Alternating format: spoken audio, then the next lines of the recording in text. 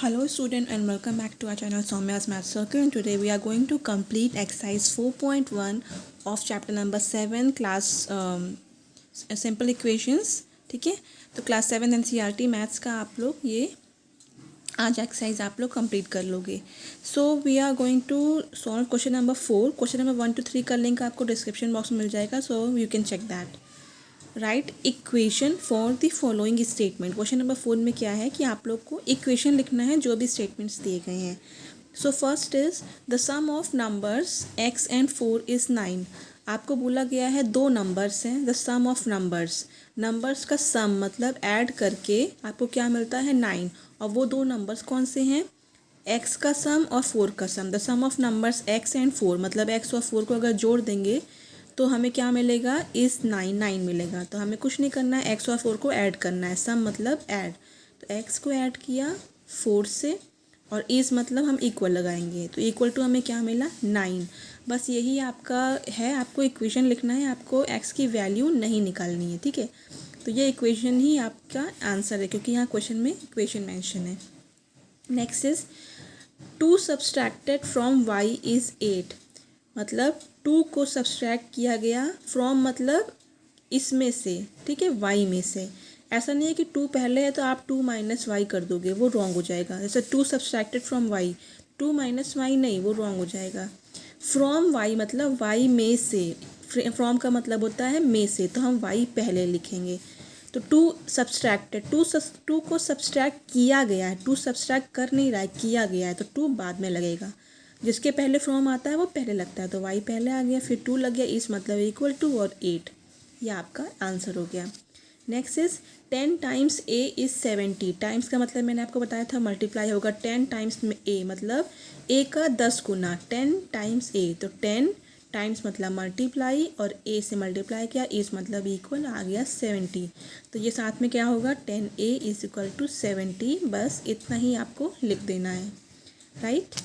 So next one is the number b divided by 5 gives 6. Number b, एक कोई number है b, वो divide हुआ है किससे? बाई 5 मतलब 5 से डिवाइड कर रहे हैं, 5 को नहीं. बाई मतलब 5 से डिवाइड हो रहा है. कौन डिवाइड हो रहा है? b. तो b डिवाइड होता है जो वो ऊपर होता है, जो डिवाइड करता है वो नीचे होता है. गिफ्ट मतलब हम इक्वल लगा देंगे, जो मिल रहा है आ जाएगा 6. तो b upon 5 is 6. So this is your answer. Next one is 3/4 of 2t is 15. तो ये सारे टर्म्स जो है ना, टाइम्स और 10 टाइम्स और 3/4 1/4, ये सब मैंने आपको इंट्रो पार्ट में समझाया है. अगर आपको डिटेल में समझना हो तो आप इंट्रो जाके देख सकते हैं, लिंक आपको नीचे मिल जाएगा. बट देन ऑल्सो यहाँ पे आप समझ लो 3/4 ऑफ t. 3/4 मतलब 3/4 मतलब 3/4. ऑफ t मतलब ऑफ का होता है मल्टीप्लाई, तो हम t यहाँ लिख देंगे. कोई साइन नहीं मतलब दो नंबर्स के बीच में कोई साइन नहीं मतलब मल्टीप्लाई. जैसे 3 और 3 लिखा, कोई साइन नहीं है मतलब मल्टीप्लाई. अकेले 3 लिखा, कोई साइन नहीं मतलब प्लस. तो ये आप डिफरेंस आपको याद रखना होगा. इस मतलब इक्वल टू एंड 15. तो 3t/4 equal to 15. Right. Next is, अब थोड़ी इक्वेशन आपकी हल्की सी लेंथी हो जाएगी. So this one is 7 times m plus 7 gets you 77. पहले शॉर्ट में आप इक्वेशन इसको डिवाइड कर लो. 7 टाइम्स m, तो 7 टाइम्स m मतलब 7 इंटू एम, 7 गुना m. तो 7 इंटू एम हम कैसे लिखेंगे? 7 और m लिख देंगे. फिर प्लस लिखा है तो हम प्लस लगा लेंगे, 7 लिख लेंगे. गेट्स यू मतलब आपको क्या मिल रहा है, तो क्या मिलने का साइन होता है? इक्वल, और ये 77. तो आपकी इक्वेशन बन गई 7m plus 7 is equal to 77. Right. Next one is 1/4 of a number x minus 4 gives 4. तो यहाँ पे आप आधा देखो. 1/4 ऑफ अ नंबर x का 1/4, तो x का 1/4 क्या होगा? x upon 4. x को 4 से डिवाइड करोगे तो x/4 हो जाता है. माइनस, तो माइनस लग गया, ये आपको डायरेक्टली दिया है. माइनस कितना किया गया? 4 किया गया. गिव्स 4, तो ये दे रहा है आपको 4. तो x upon 4 minus 4 is equal to 4.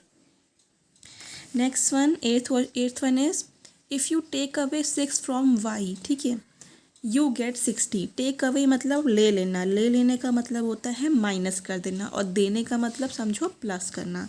मतलब कोई आपसे कुछ ले रहा है तो आपके पास कम हो रहा है मतलब आप माइनस कर रहे हो. राइट. तो if you take away 6 from y मतलब वाई में से, तो वाई पहले आएगा। और टेक अवे 6 मतलब हम 6 ले रहे हैं, लेने का मतलब माइनस कर रहे हैं, तो -6। यू गेट, आपको क्या मिल रहा है, इक्वल टू 60। सिंपल है, y minus 1 second. If you मैंने आई थिंक ये पूरा क्वेश्चन लिखा नहीं है। If you take away 6 from, आगे है 6 टाइम्स वाई, ये अकेले वाई नहीं है, 6 टाइम्स वाई है। मैंने क्वेश्चन आधा उतारा था, I think yes, you get 60। चलो इसको रॉन्ग कर देते हैं, ये नहीं है। अब if you take away 6 from 6 times y, आप 6 ले लेते हो 6 गुना वाई से, तो आप वाई की जगह लिखोगे 6 टाइम्स वाई। तो यहाँ वाई लिखा था, अब मैंने 6 टाइम्स वाई बोला है, तो 6 टाइम्स वाई होता है 6 वाई, मतलब 6 टाइम्स का मतलब मल्टीप्लाई कर दोगे वाई, और टेक अवे -6 ऐसे ही आएगा, इक्वल यू गेट 60। हमें क्या मिला, 60। तो ये आपकी इक्वेशन हो गई, 6y - 6 = 60। ठीक है, तो क्वेश्चन आपको ध्यान से पढ़ना है ताकि आपको आंसर सही मिले। नेक्स्ट वन इज़, अगर मैं अपना कोई भी क्वेश्चन गलत लिखती तो please mention in comment box, ताकि मैं नेक्स्ट टाइम उसको करेक्ट कर सकूँ, या फिर मैं कमेंट बॉक्स में ही उसको सही करके दे दूँगी। Next one is, if you add 3 to 1/3 of z, अगर हम 3 को ऐड कर रहे हैं किस में, 1/3 ऑफ z में, यू गेट 30। यू गेट 30 तो आपको क्लियर पड़ता है, यू गेट मतलब इक्वल आपको 30 मिल रहा है। ठीक है, अब हमें ऐड करना है, तो बीच में प्लस साइन आएगा। 1/3 ऑफ z, तो 1/3 ऑफ z में हम कितना ऐड कर रहे हैं, 3। तो 1/3 ऑफ z क्या होता है, 1/3z लिखो या z/3 लिख दो, सेम है। और कितना ऐड किया, 3। तो ये आपकी इक्वेशन बन गई, z/3। या फिर आप उल्टा भी कर सकते हो, प्लस में कोई हार्ड एंड फास्ट रूल नहीं है कि आप पहले क्या लिखोगे, 3/z + 3 = 30। ये भी सही है, ये भी सही है। गलती कहाँ होती है, जब बीच में माइनस होता है, तो आप इंटरचेंज नहीं कर सकते। ठीक है, अगर z/3 -3 होगा तो आप इसका उल्टा 3 माइनस नहीं कर सकते हो। क्लियर।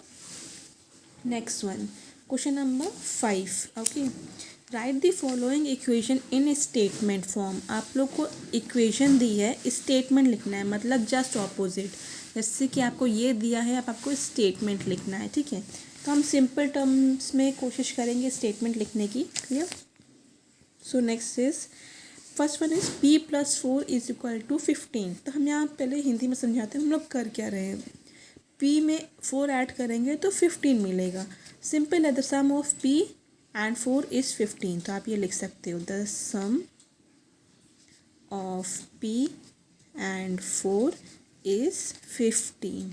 या फिर ये भी लिख सकते हैं, if we add p and 4 we get 15। तो डेफिनेशंस आपकी लाइन स्टेटमेंट कुछ भी हो सकता है, बस रिजल्ट सही आना चाहिए। Next is m - 7 = 3। तो सिंपल टर्म में ही कोशिश करते हैं। 7 is subtracted from m, m में से सब्सट्रैक्ट हो रहा है, तो हमें फ्रॉम वर्ड जो है वो m के साथ लगाना है। ठीक है, तो सिंपल लिखते हैं, 7 सब्सट्रैक्टेड फ्रॉम m, फ्रॉम मतलब m में से, फ्रॉम m इज़ 3। या फिर if we subtract 7 from m is 3 we get 3। या फिर चलो मैं एक और स्टेटमेंट लिख देती हूँ, इफ़ वी या यू लिख देते हैं, इफ़ यू सब्ट्रैक्ट, ये सब्सट्रैक्टेड यहाँ लग रहा है, यहाँ सब्सट्रैक्ट लग रहा है, ये ग्रामर का रूल है, आप लोग इंग्लिश में ऑब्वियसली पढ़ रहे होगे तो आप समझ जाओगे। ठीक है, if you subtract 7 from m you get 3। ये लिखो या ये लिखो, नंबर आपको दोनों में मिलने वाले हैं। 2m = 7, ये 2m है, मल्टीप्लाई है, तो 2 टाइम्स m इज़ 7। सिंपल। ठीक है, नेक्स्ट वन, नेक्स्ट है आपको यहाँ m/5 है, यहाँ पे ये डिवाइड हो रहा है, तो हम क्या लिख सकते हैं, the number m divided by 5। Number m divide हो रहा है 5 से, तो number m divided by 5 gives 3। Simple. अब देखो यहाँ पे अपॉन तो है ही, पर साथ में कुछ ये लिखा है। ठीक है, 3/5 है और m है, तो हम 3/5 पहले लिखते हैं। तो 3/5 क्या होता है, 3/5। ठीक है, अपॉन होगा तो th लग जाता है, नीचे जो फ्रैक्शन में होते हैं उसमें th लगता है, आपको पता है, जैसे 10th 100th 1000th ऐसे। ठीक है, 3/5 साथ में m भी तो है और m मल्टीप्लाई में, तो 3/5 ऑफ m इज़ 6। सो ये आपका स्टेटमेंट हो गया। Next is 3p + 4 = 25। अब ये अकेला p नहीं है कि p sum of p and 4 is 25, नहीं, p के साथ 3b है, टाइम्स में आएगा तो 3 टाइम्स p लिखेंगे हम लोग, ठीक है। 3 टाइम्स p मतलब 3 गुना p, उसके साथ हम कुछ ऐड भी कर रहे हैं, तो 3 टाइम्स p + 4 गिव्स यू, या फिर यू लिखो ना लिखो 25, राइट। नेक्स्ट है 4 टाइम्स p, ये इंग्लिश में ही लिखना है आपको, तो 4 टाइम्स p माइनस, क्योंकि माइनस है, 2 गिव्स 18, बस, ठीक है। अब ये है p/2, ये 1/2 क्या होता है, हाफ होता है, ये 1/2 आप नहीं लिखोगे, 1/2 हाफ होता है, 1/3 तो 1/3 लिखोगे, लेकिन 1/2 आप हाफ लिखोगे। तो हम यहाँ क्या लिखेंगे, 1/2 मतलब हाफ, और p को मल्टीप्लाई किया गया है, फिर 2 को ऐड किया तो 8 मिला है, तो हम लिखेंगे हाफ का टर्म यूज़ करना होगा। इफ़ v के जगह u लिखते हैं, if you add half of a number p, मतलब कोई नंबर p है उसका हाफ, p का हाफ, तो if you add half of a number p, ये a कोई a/1 वाला नहीं है, ये नॉर्मल इंग्लिश वाला है, ठीक है। If you add half of a number p to 2, हमने ऐड किया है किससे, 2 से, तो ऐड टर्म पहले ही आ गया, इसलिए हम यहाँ 2 लिखेंगे, 2 you get 8, right. Now next one, set up an equation. अब आपको इक्वेशन सेट करनी है, मतलब इक्वेशन बनानी है, ठीक है। तो हम क्वेश्चन पढ़ लेते हैं। Irfan says that he has 7 marbles more than 5 time the marbles Parmeet has, ठीक है।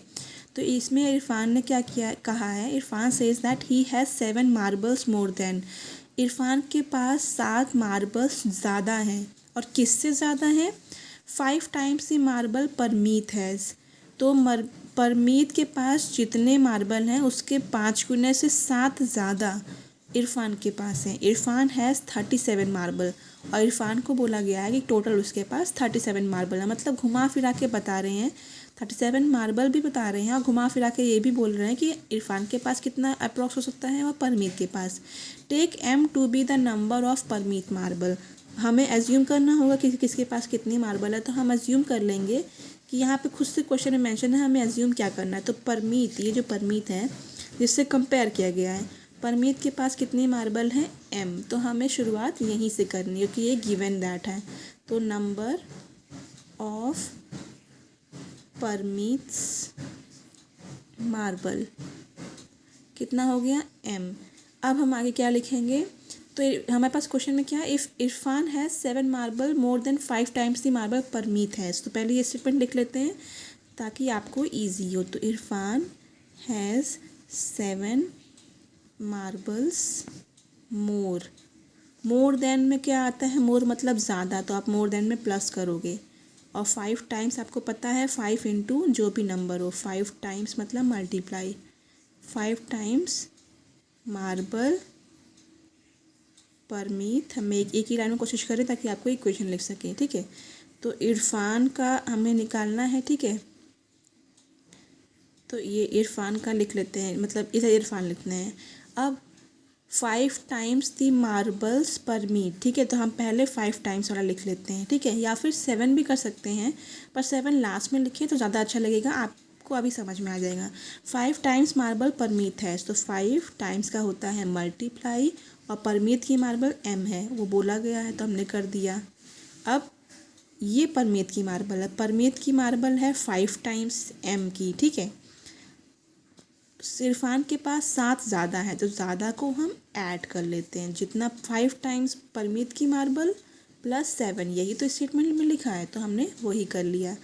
और ये इरफान की जगह हम लोग यहाँ लिखेंगे 37, यहाँ लास्ट में क्या लिखा है, इरफान हैज़ 37 मार्बल, तो इरफान की कितनी मार्बल है, 37, या फिर इक्वल करके इधर भी लिख सकते हो, इधर भी लिख सकते हो, इज इक्वल टू 5m + 7, इसका उल्टा कर लो 5m, क्योंकि आंसर हम जब देंगे तो इक्वल इधर आना चाहिए। तो 5m + 7 = 37। हमें सिर्फ इक्वेशन देनी थी, हमने दे दी, हमें सॉल्व इसे नहीं करना है। So this is your answer. Next one, Lakshmi's father is 49 year old. तो लक्ष्मी के फादर की एज क्या है? 49 ईयर की है। He is 4 year older than 3 times Lakshmi's age. तो लक्ष्मी के फादर की एग्जैक्ट एज तो दी ही हुई है, ये फादर की है। एक और चीज़ बताया गया है कि लक्ष्मी के फादर उनकी बेटी लक्ष्मी की एज में कंपैरिजन बताया गया है। तो ये भी बोला गया है कि लक्ष्मी की 3 टाइम्स एज प्लस उसमें 4 ईयर और जोड़ देंगे तो फादर की एज बन जाएगी। ठीक है, मतलब लक्ष्मी के फादर 4 साल बड़े हैं। कितने से बड़े? लक्ष्मी की एज के 3 गुना से 4 साल ज़्यादा। 3 टाइम्स, लक्ष्मी से 4 साल नहीं बड़े हैं, लक्ष्मी की एज से 3 गुना कर देंगे, उसमें 4 साल जोड़ेंगे तो फादर की एज आएगी। और एक और चीज़ बोला गया है, take Lakshmi's age to be 5 year. तो लक्ष्मी की एज हम एज्यूम कर लेते हैं। ये हिंट आपको दिया गया है, छोटी क्लास में हो आप, इसलिए आप थोड़ी बड़ी क्लास में जाओगे तो आपको ये हिंट देना बंद कर देंगे। ये XY आपको खुद ही एज्यूम करना होगा। जिसकी एज आपको निकालनी होती है आपको उसको एज्यूम करना होता है। ठीक है, तो take Lakshmi's age to be 5 year. तो लेट मतलब हम एज्यूम कर रहे हैं, let Lakshmi's age is Y years। ठीक है, लक्ष्मी के फादर, मैं स्टेटमेंट पूरा लिख देती ताकि आपको फिर से ध्यान रहे। तो Lakshmi's father is 4 years older. 4 year older मतलब आपको 4 साल प्लस करना होगा, किसमें? Than 3 times of her age. किसमें? लक्ष्मी की एज के 3 गुना में। तो आप स्टेटमेंट क्या बनाएंगे? लक्ष्मी की एज के 3 गुना, तो 3 गुना इंटू लक्ष्मी की एज हमने क्या मानी है? Y। इसमें हमें क्या जोड़ना है? 4 साल बड़े हैं फादर, तो 4 साल ये जोड़ लिया। ठीक है, तो अब ये लक्ष्मी की एज है, ये 4 गुना और जोड़ा तो हमें किसकी एज मिल गई? उसके फादर की। ठीक है, 49 इक्वल, हम 49 क्यों लिख रहे हैं? क्योंकि हमें ये फादर की एज है और फादर की एज इधर भी आएगी, फादर की एज इधर भी आएगी। ये फादर की एज आपने डायरेक्ट लिख ली, लेकिन यहाँ पे फादर की एज आपने बेटी की एज प्लस एक्स्ट्रा एज जोड़ के लिखी। तो ये डॉटर की एज है 3 गुना लक्ष्मी की एज, मतलब लक्ष्मी की एज Y है, उसमें 3 गुना जोड़ दिया गया और प्लस बोला गया कि इतने से भी काम नहीं चल रहा, 4 साल और बढ़ाओगे तो मिला के फादर की एज बनेगी। तो यहाँ पे इसलिए ये स्टेटमेंट आया। तो अब क्या होगा? 3Y + 4 दोनों मिला के फादर की एज बन रही है। ठीक है, ये जोड़ोगे तो 49 ही आएगा। ठीक है, अगर हमें Y एग्जैक्ट लक्ष्मी की एज पता चल जाए, इसलिए बीच में इक्वल लगता है। ओके, तो आई होप आपको ये क्वेश्चन समझ में आ गया हो। अब आते हैं नेक्स्ट क्वेश्चन पे, इसके बाद एक और क्वेश्चन है और फिर आपका video finish. Next, the teacher tells the class that the highest mark obtained by a student in her class is twice the lowest mark plus S। Teacher ने बताया कि क्लास में एक बच्चे के बहुत हाईएस्ट मार्क्स आए हैं, एक के लोवेस्ट आए, तो उसने कंपेयर कैसे किया? Obtain bye a student in her classes. तो जिस स्टूडेंट के जो हाईएस्ट मार्क्स आए हैं उसको क्या बोला गया? और जो लोवेस्ट आए हैं, जिसके भी लोवेस्ट आए हैं, लोवेस्ट का 2 गुना कर दो प्लस 7 और जोड़ दो तो हाईएस्ट स्कोर आपको मिल जाएंगे। और हाईएस्ट स्कोर कितने हैं? 87। ठीक है, मैं अब एज्यूम क्या किया गया? लोवेस्ट स्कोर को L मान लो। तो let the lowest score be L। ठीक है, हाईएस्ट स्कोर बोला गया है 87 है। ठीक है, अब मैं वो स्टेटमेंट लिखूं कि नहीं लिखूं, इट्स ओके। ठीक है, अब यहीं से देख लो क्या बोला गया है कि हाईएस्ट स्कोर जो है वो कितना है? Twice the lowest marks plus 7। Lowest marks का 2 गुना कर दो और उसमें 7 और जोड़ दो, तब जाके हाईएस्ट मार्क्स बन रहे हैं जो कि 87 है। ठीक है, तो हाईएस्ट 87 आपको लाना ही है, ये हाईएस्ट मार्क्स है। ये मैं आपको हिंट के लिए बोल रही हूँ, आप लिखना मत। ठीक है, हाईएस्ट मार्क्स कितना है? तो हाईएस्ट मार्क्स बन कैसे रहा है? लोवेस्ट का 2 गुना, तो ट्वाइस इंटू लोवेस्ट L है प्लस 7, 7 और जोड़ दो, मतलब लोवेस्ट का 2 गुना प्लस 7 और जोड़ दो तो हाईएस्ट बन रहा है 87। तो कितना आएगा ये? 2L + 7 = 87। बस सिंपल। ठीक है, तो ये आपका आंसर इक्वेशन हो गई, आंसर नहीं आया मतलब हाँ इक्वेशन हो गया, आपको इक्वेशन ही निकालनी थी। Now this is last question, 1 minute में आपका वीडियो भी फिनिश हो जाएगा, ठीक है। If N isosceles triangle the vertex angle is twice either base angle, एक सेकेंड, ट्वाइस ईदर है, हाँ इज ट्वाइस हाँ इधर बेस एंगल, ठीक है। Let the base angle be in degrees, remember that the sum of the angle of a triangle is 180। एक चीज़ देख लो, बात हो रही है आइसोसेलेस ट्रायंगल की। आइसोसेलेस ट्रायंगल क्या होता है, दो साइड इक्वल होती है, ठीक है, एक साइड अलग होती है, ठीक है। आइसो मतलब दो same. The vertex angle is twice either base angles, तो ये वर्टेक्स वाला एंगल है twice either of the base angle.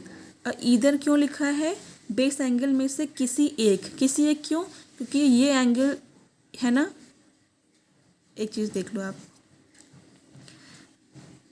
ये साइड दोनों इक्वल है तो इसकी ऑपोजिट एंगल बराबर होगी, ठीक है, क्योंकि साइड के ऑपोजिट एंगल बराबर होती है, ठीक है। ये बड़ा है तो इसलिए ये अलग है तो इसलिए ये भी अलग होगा, लेकिन जितना साइड ये है, दोनों साइड सेम है तो दोनों का एंगल भी बराबर होगा, ठीक है, ऑपोजिट वाला। इसलिए ईदर लिखा है, मतलब कोई भी एक एंगल चुन लो, ईदर मतलब कोई एक चुनना है, इन दोनों में से कोई एक, क्योंकि दोनों एक जैसे हैं इसलिए बोला गया है कोई एक चुन लो, खुद से चुन लो, ठीक है। तो in an isosceles triangle the vertex angle is twice either base angle, तो यहाँ बोला गया है कि ये जो वर्टेक्स एंगल है, वर्टेक्स वाला हम इसको मान लेते हैं, तो इनमें इसका जो साइज़ है, मान लो अगर इसको हम क्या मान लेते हैं, यहाँ बोला गया है let the base angle be degree, ये बी डिग्री है, ये बी डिग्री है, तो वर्टेक्स एंगल बोला है इसका ट्वाइस है, तो इसका ट्वाइस भी 2b होगा, इसका भी 2b होगा, तो ये 2b है, 2 इंटू बी है, ठीक है, ट्वाइस है, ये दोनों सेम है तो ये वर्टेक्स को इसका दुगुना बोला गया है, ठीक है, तो 2b मान लिया। The sum of the angle of triangle is 180, आपको पता है इसका सम 180 होता है, ठीक है। तो हमें यहाँ इक्वल के इस पार की कोई नॉलेज टोटल नहीं दी गई है, वो क्या होती है 180 होगी, क्योंकि तीनों ट्रायंगल के एंगल का सम 180 होता है, ठीक है। तो हम यहाँ पे आप लिख लेते हैं, बोला क्या गया है, तो if the isosceles triangle the vertex angle is twice either base angle, ठीक है। तो हमें क्या करना है, तीनों एंगल का सम कितना होता है 180 डिग्री, ठीक है। अब हमें तीनों एंगल की साइज़ भी पता चल गई है, ये 2b है, ये b है, ये b है, तो 2b प्लस b, चाहे तो डिग्री भी लिख लो, ठीक है। 2b b तीनों में b है, तो हम तीनों में b है तो तीनों ऐड कर सकते हैं, ये 2b, एक 3b, ये 4b, ये 2 3 4, तो 4b बन गए, इज इक्वल टू 180 डिग्री। ये आपका आंसर आ गया, काम ख़त्म, ठीक है। तो आई होप आपको समझ में आया, अगर समझ में आया तो please like subscribe my channel and press the bell icon, क्योंकि आपको डेली 5 बजे क्लास 6, 7, 8 NCERT मैथ्स की अपडेट मिल जाएगी। So thank you so much guys and have a nice day.